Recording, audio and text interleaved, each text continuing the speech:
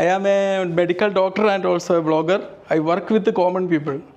പൊതുജനങ്ങളോടൊപ്പമാണ് നമ്മുടെ ഇതെന്ന് പറഞ്ഞാൽ അവരുടെ സ്പന്ദനങ്ങൾ അവരുടെ ഒരാളായിട്ട് നിൽക്കുക എന്നുള്ളതാണ്. അവരെ സഹായിക്കുക.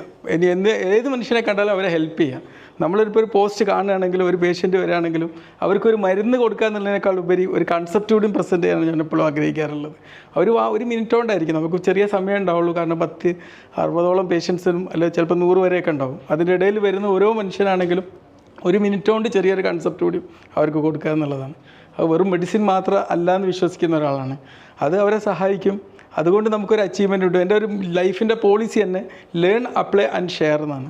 അപ്പോൾ ഞാൻ 4000-ലേറെ കണ്ടൻറ്റ്സ് യൂട്യൂബിൽ ക്രിയേറ്റ് ചെയ്തിട്ടുണ്ട്. അപ്പം ഈ കണ്ടൻറ്റ് ക്രിയേറ്റ് ചെയ്യുന്നതിൽ എൻ്റെ ലക്ഷ്യം എന്ന് പറഞ്ഞാൽ മറ്റുള്ളവർ കാണുക എന്നുള്ളതല്ല. കാരണം നമ്മളെ നോളജ് ഡെയിലി അപ്ഡേറ്റ് ആവും. ഇപ്പം തന്നെ ഇന്ന് എൻ്റെ കയ്യിലിപ്പം 7ഓളം കണ്ടൻറ്റ് ഉണ്ട്. 7ഓളം കണ്ടൻറ്റ് അവിടെ ഗ്രീൻ സ്ക്രീനിൽ ഷൂട്ട് ചെയ്യാൻ വേണ്ടി റെഡിയാക്കിയിട്ട് വെച്ചതാണ്. അതിന് വേണ്ടി എന്തൊക്കെ ലേറ്റസ്റ്റ് ടെക്നോളജി ഉണ്ട് അത് ഉപയോഗിക്കുക എന്നുള്ളതാണ്. അപ്പോൾ ഇവിടെ നിർത്തപ്പോൾ ഈ കണ്ടൻറ്റും ഈ കാര്യങ്ങളിൽ തന്നെ നമുക്ക് ഒരുപാട് കണ്ടൻറ്റ് കിട്ടുകയാണ്. അപ്പോൾ നമ്മൾ ആ ഒരു നോളജ് ആർജിക്കുന്നത് നമ്മൾ എന്ത് ചെയ്യുക, അതിൽ എൻജോയ് ചെയ്യുക. എന്നിട്ട് നമ്മളിപ്പോൾ AI യുഗത്തിലാണല്ലോ. അപ്പോൾ AIനെ നമ്മൾ മാക്സിമം യൂട്ടിലൈസ് ചെയ്യാം. ഇപ്പോൾ ഞാനിപ്പോൾ എടുത്ത ഈ ഷോർട്ട് നോട്ട്സ് ഇവിടെ നിന്നുള്ളത് നമ്മൾ പ്രിപ്പയർ ചെയ്യുമ്പോൾ എത്ര സമയം എടുക്കും?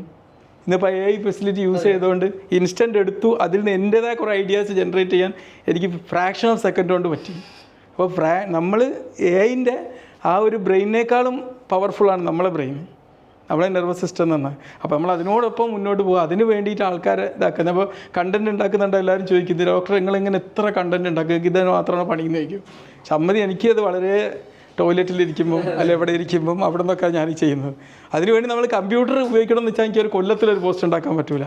നമ്മളെ കയ്യിലുള്ള ഗാഡ്ജറ്റ്സ് അത് വാങ്ങിയിട്ടുണ്ടെങ്കിൽ അത് വെറുതെ ഒരു ഷോക്ക് ആവരുതെന്ന് വിശ്വസിക്കുന്നു, അല്ലേ?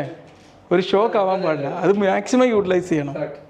അതാണ് എൻ്റെ ഈ ഒരു ഫീൽഡിൽ എനിക്ക് ഈ ലെവലിൽ എത്താൻ പറ്റിയത്. ഓക്കെ. ഗ്രേറ്റ്.